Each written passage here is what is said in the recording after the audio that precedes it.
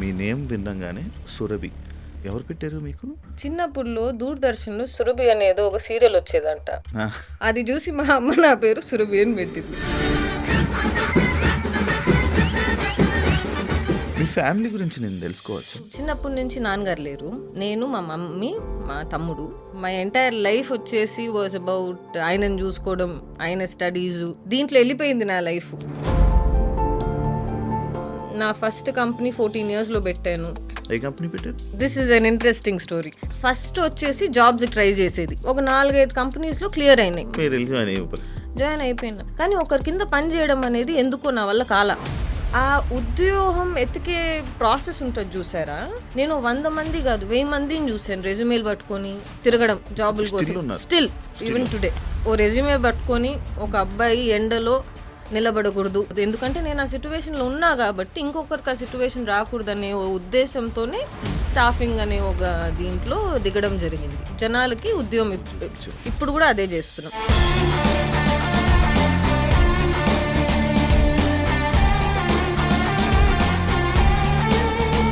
Top 5 digital platforms ఇండియాలో తీసుకో. Instagram ఉంది, ఫేస్బుక్ ఉంటుంది, వాట్సాప్ ఉంటుంది, స్నాప్చాట్ ఉంటుంది, యూట్యూబ్ ఉంటుంది. ఈ 5 ఎక్కడి నుంచి పుట్టాయి? యుఎస్ నుంచి పుట్టాయి. ఇండియాలో అయితే పుట్టలేదు కదా.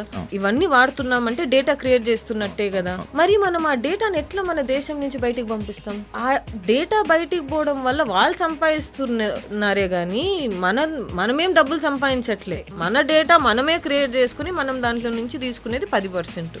వాళ్ళకంటే బెటర్ ప్రోడక్ట్స్ క్రియేట్ చేయడానికి మన దగ్గర టెక్ టాలెంట్ ఉంది, ఇన్ఫ్రాస్ట్రక్చర్ ఉంది, అన్నీ ఉంది. ఎందుకు చేయట్లేదు అనేది ఈజ్ మై బిగ్గెస్ట్ క్వశ్చన్. దీన్ని ఇప్పుడు హ్యాండిల్ చేయాలనుకుంటున్నారా ఇండియాలో అడ్వాన్స్ ఇండియా ఇనిషియేటివ్ అని పెట్టాము. This predominantly focuses on building digital platforms where data is not sent outside of India. Hi hello నమస్తే, నేను మీ anchor Shiva. Welcome to iDream media. ఈరోజు మన ముందున్న గెస్ట్ సురభి గారు, ఎంటర్ప్రీనర్. సురభి గారు ఓ founder and chairman for advance India ఇనిషియేటివ్కి.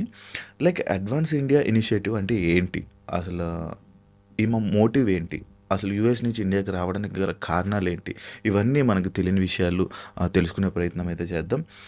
Hi అండి, ఎలా ఉన్నారు? ఐమ్ గుడ్ శివ, మీరు ఎలా ఉన్నారు? బాగున్నాను, మీరు కూడా బాగున్నారు అనుకుంటున్నా. నేను మీ నేమ్ వినంగానే సురభి, ఎందుకు ఆ నేము ఎవరు పెట్టారు మీకు? చిన్నప్పుడులో దూరదర్శన్లో సురభి అనేది ఒక సీరియల్ వచ్చేదంట. అది చూసి మా అమ్మ నా పేరు సురభి అని పెట్టింది. అవునా?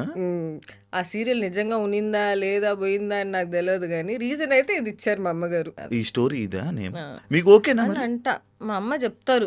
మరి నేను వెళ్ళి రీచెక్ చేయలేదు దూరదర్శన్లో నిజంగానే సురభి అని సీరియల్ ఉనిందా లేదా అని తెలియదు, కానీ మరి నేను అడిగాను క్వశ్చన్ మా అమ్మగారిని, సురభి అనే పేరు ఎందుకమ్మా పెట్టావు అని. సీత అని పెట్టాల్సిందివే కానీ సురభి అని పెట్టాల్సి వచ్చింది, ఎందుకంటే ఈ దూరదర్శన్ ఛానల్ చూసాను అప్పుడు, సో అట్లా ఇన్స్పైర్ అయ్యి అట్లా పెట్టారంట. మరి that's the story behind it. అంతే. మరి మార్చుకోవాలి అనుకోలేదా ఇప్పుడు? అంటే ఇప్పుడు చాలా మంది మార్చుకుంటూ ఉంటారు. ఇప్పుడు నా పేరు శివప్రసాద్, నా స్క్రీన్ శివ, ఇప్పుడు మీ నేమ్ ఇది ఉంది. కొంతమంది పేర్లే మార్చేసుకుంటుంటారు. ఇప్పుడు మీ సీత అని ఎలాగో పెట్టాలనుకుంటున్నారు కదా, ఇది ఎస్ అదే ఎస్ సీత అని పిలుచుకోవచ్చుగా. అంత ఆలోచించలేదు శివ లైఫ్లో. ఎప్పుడు సురభి సురభి అని పిలిచారు, సురభి సురభి అని ముందుకు వెళ్ళిపోయినా, అంత టైము దొరకలేదు. అదేలేండి, మేము ఇలాంటి ఆలోచించి ఇక్కడ ఉన్నాం, మీరు వాటి గురించి తప్ప మిగతా వాటి గురించి ఆలోచించి అక్కడ ఉన్నారు. And thank you. Me family గురించి నేను తెలుసుకోవచ్చా నార్మల్గా? ఫ్యామిలీ గురించి అంటే చిన్నప్పటి నుంచి నాన్నగారు లేరు, నేను, మా మమ్మీ, మా తమ్ముడు. అబీజ్ ఇస్ నేమ్. ఈ ఇయర్ గ్రాడ్యుయేషన్ అయింది బిడ్డది. సో మై ఎంటైర్ లైఫ్ వచ్చేసి వాజ్ అబౌట్ ఆయనను చూసుకోవడం, ఆయన స్టడీసు, ఆయన ఫ్యూచర్ ఎలా ఉంటుంది, దీంట్లో వెళ్ళిపోయింది నా లైఫ్. నా కెరియరు ఈ 2 తప్పితే ఇంకా ప్రపంచం నాకు తెలియదు. That's how my life journey began and it's still going on. అంటే సింగిల్ పేరెంట్ వల్ల తమ్ముడిని మీరు చూసుకోవాలనే బాధ్యత వల్లన ఇదంతా? అట్లానే మరీ అంత స్ట్రెస్ చేసి చెప్పలేను శివ, ఎందుకంటే మా అమ్మగారు కూడా పెద్ద పాత్ర ప్లే చేశారు మా లైఫ్స్లో. చాలా స్ట్రాంగ్ ఉమెన్ మా అమ్మగారు. కానీ నాన్నగారు లేకపోవడం వల్ల, ఒక మగ దిక్కు లేకపోవడం వల్ల కొంచెం ఇబ్బందులు వస్తాయి కదా, అక్కడ ఇక్కడ ఇబ్బందులు వచ్చేది. That is why I had to start working at the age of 14. Not because ఫినాన్షియల్గా స్ట్రాంగ్ అవ్వాలి అని ఒక రీజన్తో కాదు, కానీ సొసైటీలో ఒక గౌరవమైన స్టేజ్లో ఉండాలి అనే ఉద్దేశంతో ఐ స్టార్టెడ్ వర్కింగ్ అంత చిన్న ఏజ్లో. సో ఇది తప్పితే మాకు పెద్ద ఫ్యామిలీ, ఎక్స్టెండెడ్ ఫ్యామిలీ ఎవరు లేరు. మేము ముగ్గురమే చిన్నప్పటి నుంచి, ఇప్పుడు కూడా మేము ముగ్గురమే. అంటే ఇప్పుడు మీరు అన్న పాయింట్లో నాకు అంటే లైక్ ఏదైతే ఈ మొగ దిక్కు లేకపోతే ఇలాంటివన్నీ లేక ఒక అమ్మాయిగా సింగిల్ పేరెంట్గా చాలా డిస్టర్బెన్సెస్ చాలా మధ్యలో వస్తూ ఉంటాయి. అలాంటివి ఎప్పుడైనా మీరు ఫేస్ చేశారా? మెనీ ఇన్స్టెన్సెస్, ఒకటి చెప్పలేము, రెండు చెప్పలేము. ఇప్పుడు ఒక ఆడపిల్లగా బయట పోయి బిజినెస్ చేయాలనుకోండి, ఎప్పుడున్నా ఇబ్బందే కదా. వెనకాల మొగుడు నించున్నాడంటే సొసైటీ ఒకలా చూస్తుంది, లేదంటే సొసైటీ ఇంకోలా చూస్తుంది. సో ఆ ఫైట్ ఈజ్ ఆల్వేస్ దేర్. ఆ ఫైట్ లేకుండా అయితే లేదు. కానీ ఆ ఫైట్ మరీ ఎగ్జాజురేట్ చేసి చెప్పేంత ఫైట్ అయితే కాదు. That played a factor in our lifes. మొగ దిక్కు లేదు అనే ఓ ఫ్యాక్టర్ అయితే మా లైఫ్స్లో ఇట్ ప్లేడ్, కానీ మరీ అంత ఎగ్జాజురేషన్ అయితే చెప్పను. ఇప్పుడు ఉన్నాడుగా మా తమ్ముడు, ఈజ్ 21 years old, మొగ దిక్కు వచ్చేసాడు ఇంటికి. So we are happy. ఒక అమ్మాయిగా మొత్తం ఫ్యామిలీని లీడ్ చేయాలన్నా కూడా, లేకపోతే నడవాలన్నా కూడా మీ అమ్మగారు కొంచెం ఏదైతే మీరు అన్న ఆ హస్తం ఉండాలన్నా కూడా, ఒకటి మీ బ్యాక్గ్రౌండ్ బాగుండాలి, పైసలు మంచిగా ఉండాలి, లేదంటే చాలా కష్టంగా ఉంటుంది, తొక్కిపడేస్తారు. అంటే మీరు ఈ పొజిషన్లో ఉండడానికి కారణం మీ బ్యాక్గ్రౌండ్ మంచిగా ఉన్నదనా అనుకోవచ్చు? బ్యాక్గ్రౌండ్ అనేది అసలుకే లేదు శివ, అట్లా చెప్పుకోలేము. ఏదున్నా సెల్ఫ్ మేడ్ ఉమెనే కానీ ఎవరి దగ్గర నుంచి తీసుకుంది లేదు. ఆ సపోర్ట్ ఎక్స్టెండ్ చేసినా నేను తీసుకుంది లేదు, మా అమ్మగారు కూడా తీసుకుంది లేదు. అక్కడ ఎక్కడ ఇబ్బంది వచ్చిందంటే, మా అమ్మగారు I think 18 or 19 years old she had me. So ఆమెనే చాలా చిన్న పిల్ల ఆ టైంలో. ఆమెకి నేను ఒక పెద్ద రెస్పాన్సిబిలిటీ అయిపోయినా. తను ఎప్పుడు కాలేజీకి వెళ్ళి ఆడుకోవాల్సిన టైంలో షీ హ్యాడ్ మీ. ఆ కాలంలో అంతే కదా, చాలా మందికి ఎర్లీగానే మ్యారేజ్ చేసేసేవాళ్ళు. సో అక్కడ కొంచెం ఇబ్బందులు వచ్చాయి మాకు. But we moved on as life goes on అంటారు చూసారా. నా ఫస్ట్ కంపెనీ 14 yearsలో పెట్టాను. ఓకే, ఏ కంపెనీ పెట్టారు? Staffing company. This is an interesting story. First వచ్చేసి జాబ్స్ ట్రై చేసేది ఆ టైంలో. జాబ్స్ ట్రై చేసేటప్పుడు ఒక 4-5 కంపెనీస్లో క్లియర్ అయినాయి. వెళ్ళి జాయిన్ అవ్వాలి, ఎల్లుండో జాయిన్ అయిపోయినా. కానీ ఒకరి కింద పని చేయడం అనేది ఎందుకో నా వల్ల కాల. అది యారిగెన్స్ అని కూడా చెప్పలేను, ఎందుకంటే I'm somebody who can take criticism well. కానీ ఎందుకో ఒకరి కింద పని చేయాలి అనే ఉద్దేశం అప్పటి నుంచి లేదు, ఇప్పుడు కూడా లేదు, ఎప్పుడు రాదు. ఎందుకు అనేది సెల్ఫ్ అనలైజ్ చేసుకుంటే, ఇప్పుడు మనం ఒకరి కింద ఉద్యమం చేసామనుకోండి, మనకు వచ్చేది ఎంత నెలకి జీతం? ఆ టైంలో అయితే 10,000 అనుకోండి, ఇప్పుడు అంటే 2 లక్షలు 3 లక్షలు. అదే బెంచ్ మార్క్ అయిపోయిద్ది లైఫ్ లాంగ్కి. సో ఆ థాట్ నాకు అప్పటి నుంచే ఎందుకో నచ్చలే. నీకు ఒక స్టాండర్డ్స్ సెట్ అయిపోయిద్ది, నువ్వు ఇంతే సంపాదించగలుగుతావు అనేది. కానీ ఆ ఉద్యోగం ఎతికే ఒక ప్రాసెస్ ఉంటుంది చూసారా. నేను 100 మంది కాదు 1000 మందిని చూసాను రెజ్యూమేలు పట్టుకొని తిరగడం జాబుల కోసం. Still even today IT companies బయట. సో నేను ఫస్ట్ స్టార్ట్ చేసింది వచ్చేసి స్టాఫింగ్ కంపెనీ, జనాలకి ఉద్యోగం. ఇప్పుడు కూడా అదే చేస్తున్నాం. 15 years అయింది. We still continue the same organisation. So అక్కడి నుంచి వచ్చింది. ఓ రెజ్యూమే పట్టుకొని ఒక అబ్బాయి ఎండలో నిలబడకూడదు, ఓ రెజ్యూమే పట్టుకొని ఓ అమ్మాయి ఎండలో నిలబడకూడదు. ఎందుకంటే నేను ఆ సిచ్యువేషన్లో ఉన్నా కాబట్టి ఇంకొకరికి ఆ సిచ్యువేషన్ రాకూడదు అనే ఓ ఉద్దేశంతోనే స్టాఫింగ్ అనే ఒక దీంట్లో దిగడం జరిగింది. Now it is going on, we are doing successfully, very well, all is good. ఇప్పుడు మీరు అనుకుంటున్నారు అంటే నేను ఇలా ఒకరి దగ్గర పని చేయకూడదు అని చెప్పి మీరు ఒక స్టాఫింగ్ కంపెనీ క్రియేట్ చేసుకొని ఇలా బయట ఎవరైతే ఉన్నారో నిరుద్యోగులు, అన్ఎంప్లాయిడ్ పర్సన్స్, వాళ్ళకి ఎంప్లాయ్మెంట్ చేయాలని మీరు ఒక క్రియేట్ చేసేసారు. కానీ బేసిక్‌గా నేననే వ్యక్తిని గాని, కొంత వ్యక్తులు తీసుకొని వెళ్ళి నేను ఇలా పని చేయాలనుకోవట్లేదు. నేనేదో కంపెనీ పెట్టాలని. ఆడు పెట్టలేడు కదండీ! అది శివ దేవుడిచ్చే దయ కొన్ని. మన చేతుల్లో ఏముందో మనం ఆ ప్రయత్నం చేస్తాం. నా చేతుల్లో ఆ టైంలో ఏముండిందో ఆ ప్రయత్నం చేశాను, వర్కౌట్ అయింది. అది లక్ అంటారా? దేవుడు దయ అంటారా? ప్రతి మనిషికి అది జరిగిద్దా? ఎందుకంటే ఆ స్టెప్ తీసుకోవాలంటే చాలా ధైర్యం ఉండాలి శివ. ఆ టైంలో నన్ను చాలామంది చాలా ఇబ్బంది పెట్టారు. ఉంటది. చాలా ఇబ్బంది పడ్డాను ఆ టైంలో. ఫస్ట్ 5 years అయితే తొక్కి పడేశారు. ఆ తొక్కి పడేసే ప్రాసెస్‌లో చాలామంది బయటకు వచ్చేస్తారు. ఇది మళ్ళా మన వల్ల అయ్యే, కానీ దాన్ని దాటి బయటికి వచ్చే వాళ్ళే సక్సెస్ఫుల్‌గా నించోగలుగుతారు. అవును. ఆ ప్రాసెస్ నిలబడ I was able to stand ఏమో అనేది is my opinion. But that does not mean not everybody are not. That is not my. ఆ ప్రాసెస్లో లక్ ఫ్యాక్టర్ ఆల్సో ఉంటుంది. కొంచెం లక్ లేకుండా ఏది జరగదు కదా. Okay. Hard work is extreme. ఇప్పుడు ఉద్యోగం అనుకోండి 9 to 6 జాబ్ కదా, కానీ ఒక కంపెనీ పెట్టి దాన్ని నిలబెడాలంటే it is 17-18 hours a day work. నిద్ర ఉండదు, తిండి ఉండదు, క్లయింట్ల దగ్గర మాటలు పడాల్సి వస్తుంది, ఎంప్లాయీస్ దగ్గర మాటలు పడాల్సి వస్తుంది. చాలా it's a very hectic job to have. మరి ఎలా హ్యాండిల్ చేస్తున్నారు ఇవన్నీ ఒక అమ్మాయిగా? అలవాటు అమ్మాయి ఉన్నా అబ్బాయి ఉన్నా ఇద్దరు హ్యాండిల్ చేయగలుగుతారు. చేయగలుగుతారు. కొన్ని మాటలు ఆ సిచ్యువేషన్స్ని అమ్మాయిలు అయితే తట్టుకోలేరు అని అంటారు. అవన్నీ దాటి వచ్చేస్తాను దానన్నీ పట్టించుకునే స్టేజ్లో లేను. అవన్నీ చిన్నప్పుడే చూసేసాను.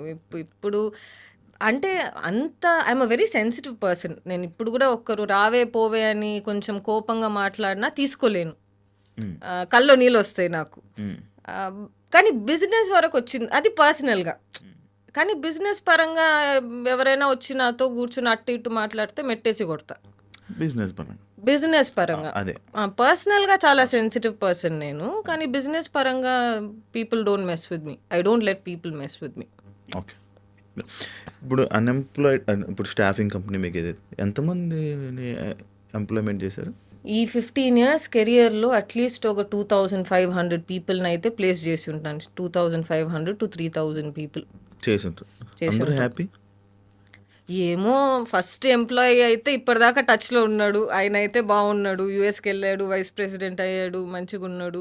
ఫస్ట్ ఒక 10 employees ఎవరినైతే ప్లేస్ చేసామో వాళ్ళనైతే I kept in touch, they are good friends. ఇంకా పోతూ పోతూ పోతూ జనాలు పెరిగే కొద్దీ యూ లూజ్ టచ్ కదా.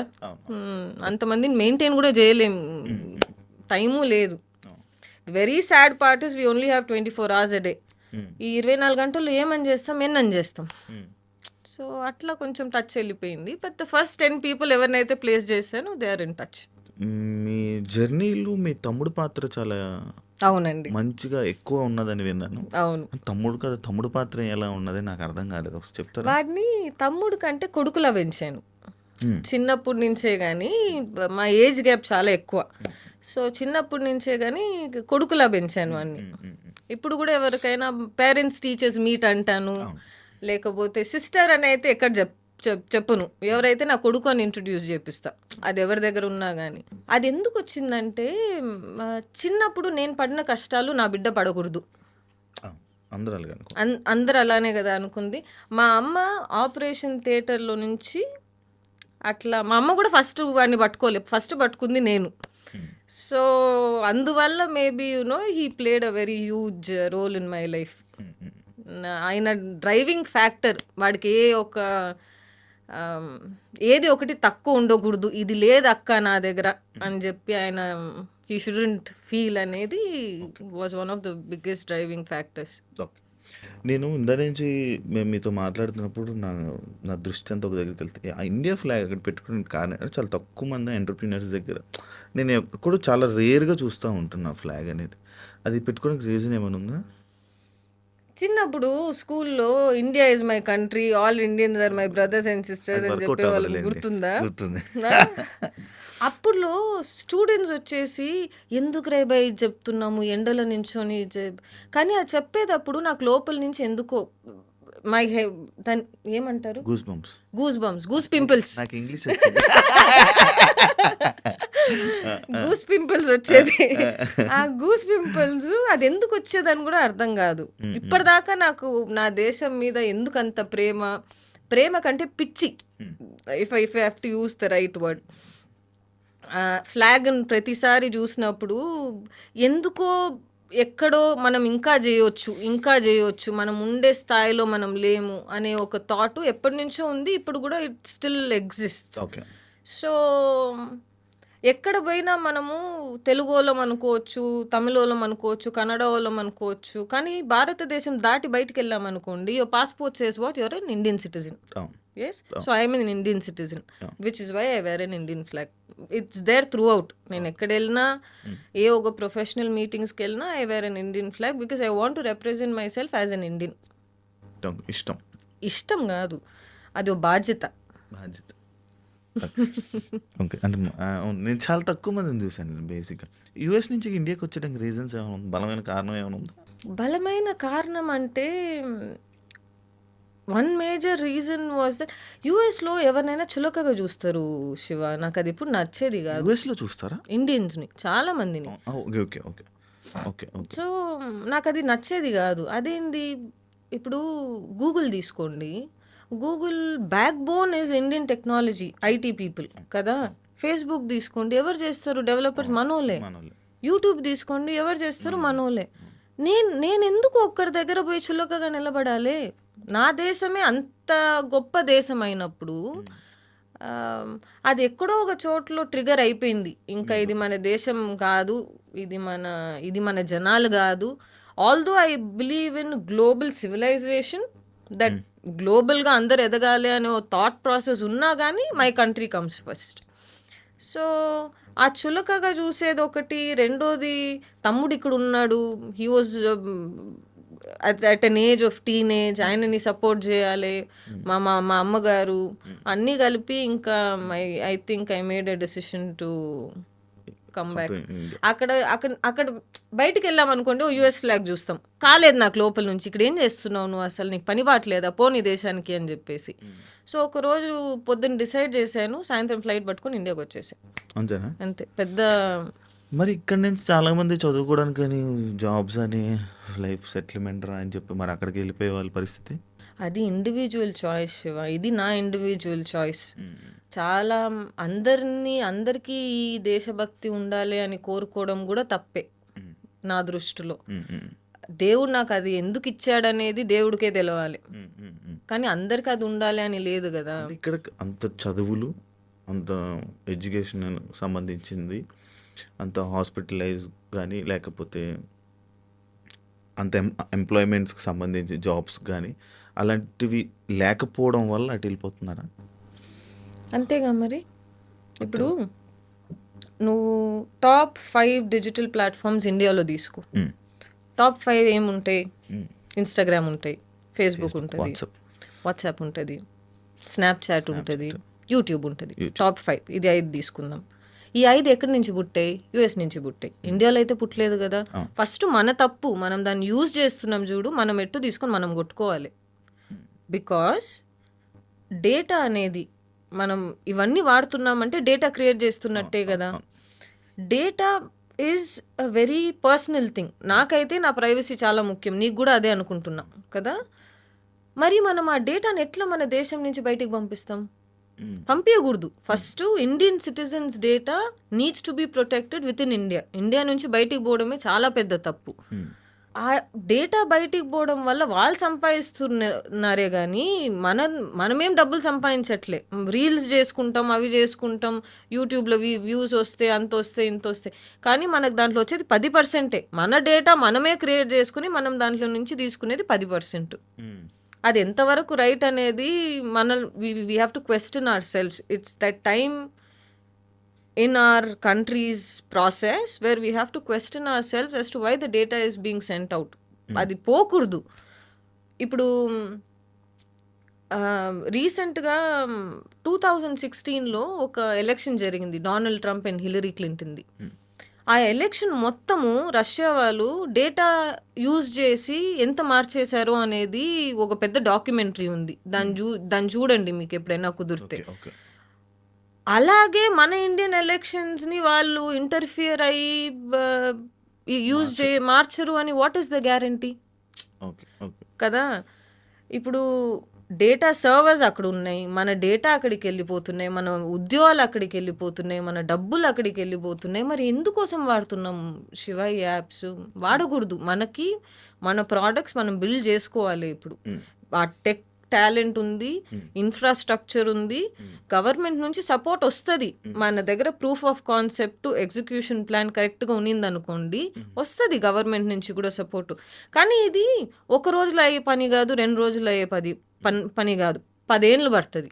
ఫేజ్డ్ బై ఫేజ్డ్ మేనర్ వెళ్ళాల్సి వస్తుంది. మనం అంటే ఇప్పుడు మీరు వాట్సాప్ వాడట్లేదు? వాడాల్సి వస్తుంది, తప్పట్లేదుగా. ఇన్స్టా వాడాల్సి వస్తుంది, తప్పట్లా. అన్నీ వాడుతున్నా. కానీ there is no other alternative Shiva. ఆ ఆల్టర్నేటివ్ లేకుండా చేసేసారు వాళ్ళు, రైట్? ఇప్పుడు మనం ఆ ఆల్టర్నేటివ్ క్రియేట్ చేయాలి. వాళ్ళని బ్యాన్ చేయమని చెప్పట్లే నేను, వాళ్ళకంటే బెటర్ ప్రోడక్ట్స్తో బయటికి వద్దామంటున్నా. వాళ్ళకంటే బెటర్ ప్రోడక్ట్స్ క్రియేట్ చేయడానికి మన దగ్గర టెక్ టాలెంట్ ఉంది, ఇన్ఫ్రాస్ట్రక్చర్ ఉంది, అన్నీ ఉంది. ఎందుకు చేయట్లేదు అనేది ఈజ్ మై బిగ్గెస్ట్ క్వశ్చన్. అవును. యాక్చువల్లీ కొన్ని ఇయర్స్ క్రితము నేను టెలిగ్రామ్ అనే ఒక యాప్ ఉండేది, సేమ్ వాట్సాప్ లా. అవును, టెలిగ్రామ్ అనేది ఇండియాకి సంబంధించిన యాప్. అవును. హైక్ గుర్తుందా? హైక్ అది కూడా నేను వాట్సాప్ డిలీట్ చేసా కొన్ని ఇయర్స్ బ్యాక్. 5 ఇయర్స్ బ్యాక్ నేను వాట్సాప్ డిలీట్ చేసి ఓన్లీ టెలిగ్రామ్ అనేది వాడాను. అంటే చాలా మందిని వాడమని చెప్పారు కూడా, కానీ ఎవరు వాడట్లా. మీరు వాడుతున్నారా ఏంది టెలిగ్రామ్? అప్పుడులో వాడేది. అప్పుడులో మీరు వాడేదా? మరి ఇప్పుడు జనాలతో కనెక్టివిటీ రావాలంటే జనాలు ఏ ప్లాట్ఫామ్ లో ఉన్నారో ఆ ప్లాట్ఫామ్ లోనే ఉండాల్సి వస్తుంది కదా. నేను చేసేది రీచ్ రావడానికి, what ever I'm trying to do, ఆ రీచ్ రావాలంటే టెలిగ్రామ్లో పోయి పెట్టాను అనుకోండి, ఎవరు చూస్తారు? ఎవరు చూడడానికి లేదు కదా ఇప్పుడు. అందుకే నేను అంటున్నా శివ, ఇప్పుడు మనం ప్రోడక్ట్స్ బిల్డ్ చేసిన నాలాంటి వాళ్ళు ముందుకొచ్చి ప్రోడక్ట్ బిల్డ్ చేసి గవర్నమెంట్ సపోర్ట్ ఇచ్చి ఇవన్నీ చేసినా కూడా ఎండ్ ఆఫ్ ద డే ప్రజలే చూసుకోవాలి. Every citizen needs to take up that responsibility on their own shoulders. ఒక్క పర్సన్ అయితే మార్చలేం కదా, కష్టం. ఇప్పుడు నేను 10 బుల్లెట్లు తీసుకొని చచ్చిపోయినా కూడా జనాలు మారేటోళ్ళు లేరు కదా, కరెక్ట్ కదా? సో అలా ఉన్నప్పుడు I think every citizen of our country has to take that responsibility. మనకు స్వతంత్రం లేకపోతే వచ్చుండేది కాదు కదా శివ. చాలామంది ముందు నిలబడి కష్టపడి ప్రాణాలు పోగొట్టుకుంటే మనం ఈరోజు కూర్చొని ఇట్లా మాట్లాడుకోగలుగుతున్నాం కదా. అది చేయలేకపోతే ఇప్పుడు కూడా we would have been under the British rule, no? So British వాళ్ళు వచ్చేసి ఏం చేశారో ముందు, ఇప్పుడు అమెరికా వాళ్ళు అదే చేస్తున్నారు మనతో. ఈ డిజిటల్ ప్లాట్ఫామ్స్ అనేది is not a small topic. Data India నుంచి బయటికి పోవడం అనేది is not a small topic at all. చాలా పెద్ద నేషనల్ సెక్యూరిటీ రిస్క్ ఇది. మరి ఏం చేయగలం అంటారు? అంటే we have to build our own digital platforms. ఎన్ని క్రియేట్ చేస్తారు? ఎంత కాలం అని పడుతుంది? ఇప్పటికిప్పుడు అయిపోయే పని కాదు కదా. కాదు, ఎనీథింగ్ గుడ్, నువ్వు ఏది మంచి చేయాలి అనుకున్నా కానీ, anything good Shiva, let it be. ఇప్పుడు నీ క్రికెటర్ అవ్వాలి అనుకో, 1 డేలో ఆడితే వచ్చేసిద్దా క్రికెట్? రాదుగా. నేను బ్యాలే డాన్సర్, చిన్నప్పుడు బ్యాలే డాన్సింగ్ చేసేది. అయితే నాకు 10 ఏళ్ళు పట్టింది బ్యాలే డాన్సింగ్ నిజంగా నేర్చుకోవడానికి. భరతనాట్యం కూడా నేర్చుకోవడానికి 10 ఏళ్ళు పట్టింది. సో టైం పడుతుంది ఏదైనా ఒకటి, కానీ దాంట్లో పర్సిస్టెంట్ ఎఫర్ట్స్ ఉండాలి.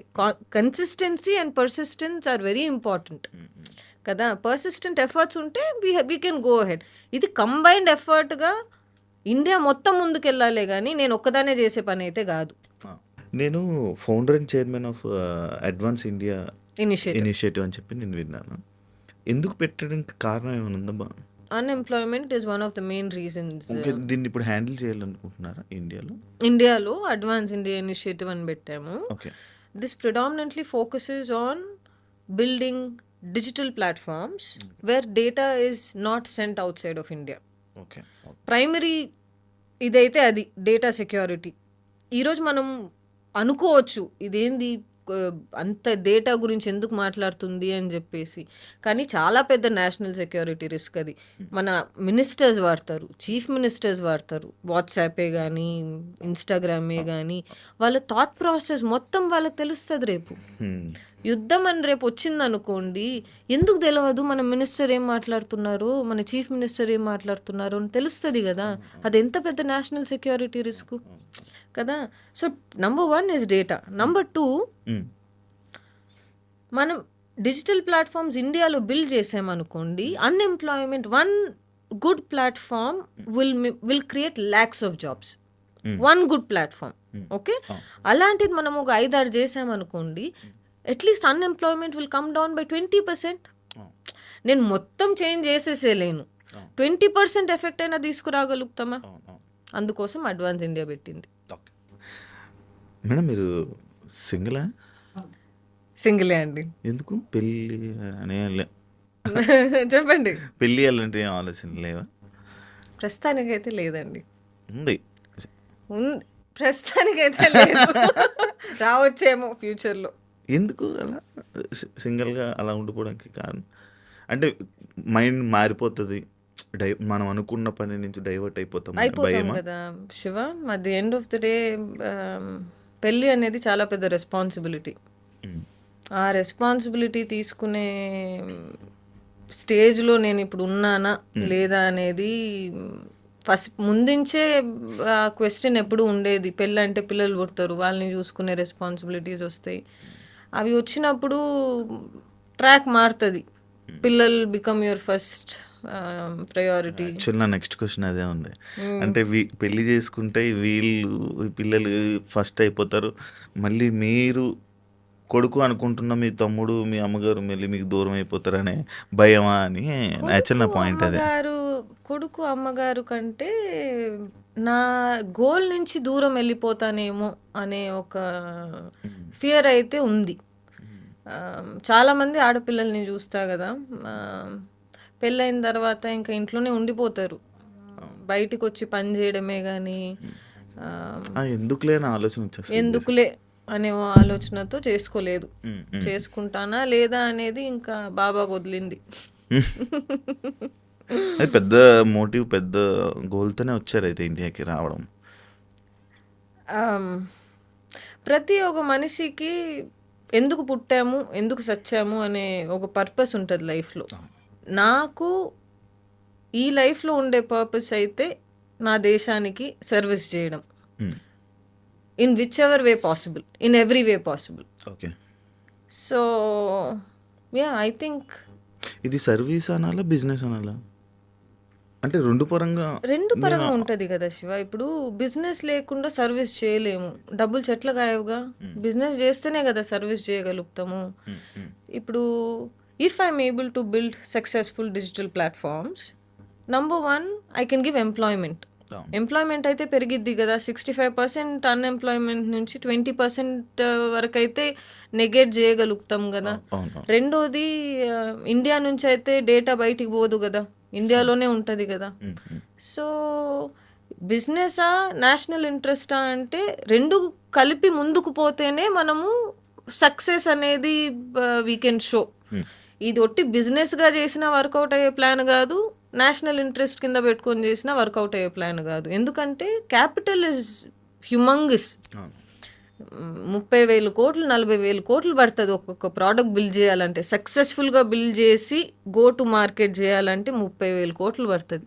బిజినెస్ చేయలేకపోతే ఎట్టొస్తుంది? ఎన్ని సున్నాలు ఉంటాయి కూడా తెలియదు.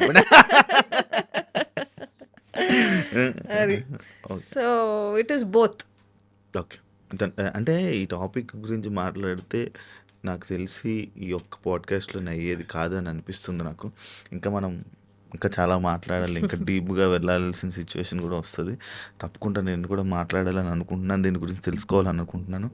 వీలైతే మళ్ళీ మనం టైం ఇస్తే, నాకు ఒక టైం ఇస్తే మిమ్మల్ని మళ్ళీ పిలిచి నేను ఒక డీప్గా మొత్తం నేను కూడా ఒక ప్రిపేర్ అయ్యి నేను కొన్ని క్వశ్చన్స్ అడగాలనుకుంటున్నాను. నాకు తప్పకుండా అవకాశం ఇస్తారని కోరుకుంటున్నాను. బ్రహ్మాండంగా. Nice talking to you too. వీలైతే నన్ను కూడా యూఎస్లోకి ఇంటర్వ్యూ పెట్టించాను. Thank you so much. Thank you మీ అమూల్యమైన టైం నాకు ఇచ్చినందుకు Surabhi garu. Absolutely. Thank you. Take care Shiva. Thank you so much. చూసారు కదా ఇంటర్వ్యూ, ఇంకో గెస్ట్తో మళ్ళీ కలుస్తా. అంతవరకు సీ యూ.